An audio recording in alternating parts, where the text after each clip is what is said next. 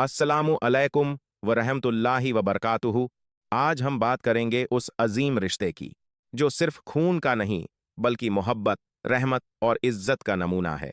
यह रिश्ता है बाप और बेटी का, और इसकी सबसे खूबसूरत मिसाल हमें मिलती है हज़रत मोहम्मद सल्लल्लाहु अलैहि वसल्लम और उनकी प्यारी बेटी फातिमा बिन्त मोहम्मद के दरमियान।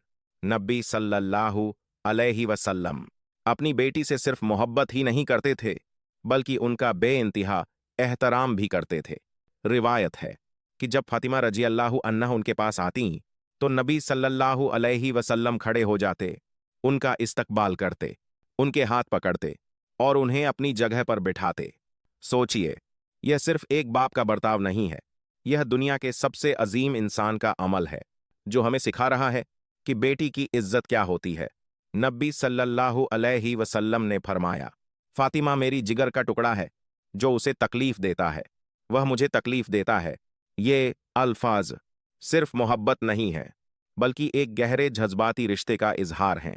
एक और मंजर देखिए, जब फातिमा बिन्त मोहम्मद घर के काम से थक जाती हैं तो वह अपने वालिद के पास आती हैं मदद के लिए। नबी सल्लल्लाहु अलैहि वसल्लम उन्हें सिर्फ दुनियावी आसानी नहीं देते बल्कि उन्हें एक ऐसी नेमत सिखाते हैं जो दुनिया और आखिरत दोनों के लिए है। सुबहान अल्लाह 33 बार, अल्हम्दुलिल्लाह 33 बार, अल्लाहु अकबर 34 बार। यह तालीम हमें क्या सिखाती है कि एक बाप अपनी बेटी के लिए सिर्फ दुनिया की आसानी नहीं बल्कि आखिरत की कामयाबी भी चाहता है। और फिर वह दिल को छू लेने वाला लम्हा जब नबी सल्लल्लाहु अलैहि वसल्लम अपनी जिंदगी के आखिरी दिनों में थे, उन्होंने अपनी बेटी फातिमा को बुलाया। कुछ कहा तो वह रो पड़ी, फिर कुछ और कहा तो वह मुस्कुरा दी। बाद में पता चला, पहली बात यह थी कि नबी सल्लल्लाहु अलैहि वसल्लम इस दुनिया से रुखसत होने वाले हैं, और दूसरी बात यह थी कि सबसे पहले उनसे मिलने वाली उनकी अपनी बेटी ही होंगी।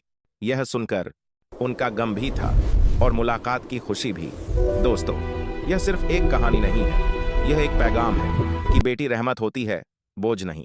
नबी सल्लल्लाहु अलैहि वसल्लम ने अपनी बेटी को इज्जत दी, मोहब्बत दी, आसर अंदर वक्त दिया और हमें सिखाया कि हमें अपनी बेटियों के साथ कैसा बर्ताव करना चाहिए। आज के दौर में जब बेटियों को कभी कभी बोझ समझा जाता है तो हमें अपने नबी सल्लल्लाहु अलैहि वसल्लम की जिंदगी को देखना चाहिए और समझना चाहिए कि असली सुन्नत क्या है। अल्लाह हमें अपनी बेटियों की कद्र करने की तौफीक दे और नबी सल्लल्लाहु अलैहि वसल्लम की सुन्नत पर चलने की हिम्मत दे। आमीन।